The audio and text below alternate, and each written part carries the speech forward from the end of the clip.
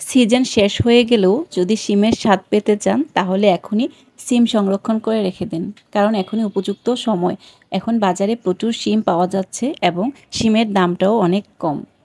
আমি প্রতিদিনই একটু একটু করে শিম কিনে এভাবে সংরক্ষণ করে রেখে দিই। আমি যেভাবে সংরক্ষণ করে রাখি তাতে সারা বছর শিমের স্বাদ এবং কালার দুটোই ঠিক থাকে। তো আমি আজকে কিছু ফ্রেশ দেখে শিম নিয়ে নিয়েছি এবং শিম দুই পাশ থেকে শিমের আঁশগুলো খুব ভালোভাবে ছাড়িয়ে নিয়েছিলাম। তারপর শিমগুলো ধুয়ে পরিষ্কার করে আগে থেকে গরম করা পানিতে দিয়ে দিলাম। জাস্ট একটা বলক আসার সাথে সাথেই আমি শিমগুলো নামিয়ে ছেঁকে নিব এবং সাথে সাথে উপর থেকে ঠান্ডা পানি দিয়ে দেব, যাতে শিমগুলো তাড়াতাড়ি ঠান্ডা হয়ে যায় এবং বেশি সিদ্ধ না হয়ে যায়। তো এভাবে পানি ঠান্ডা করে নিলে শিমের কালারটা অনেক সুন্দর থাকে। দেখেন আমার শিমের কালারটা অনেক সুন্দর রয়েছে। তো এখন আমি শিমটা 2-3 ঘন্টার জন্য ফ্রিজে রেখে দেব ফ্রোজেন হওয়ার জন্য। তো ফ্রিজ থেকে আমি 3 ঘন্টা পর শিমগুলো নামিয়ে নিয়েছি।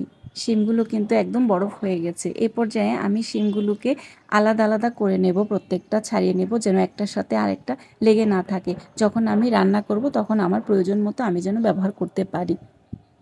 তো শিমটা ঠিক রান্নার আগ মুহূর্তেই নামাতে হবে, যেটুক প্রয়োজন সেটুক দিয়ে বাকিটা আবার ফ্রিজে রেখে দিতে হবে। এভাবে করে সংরক্ষণ করে রেখে দিলে আপনার সারা বছর শিম খেতে পারবেন।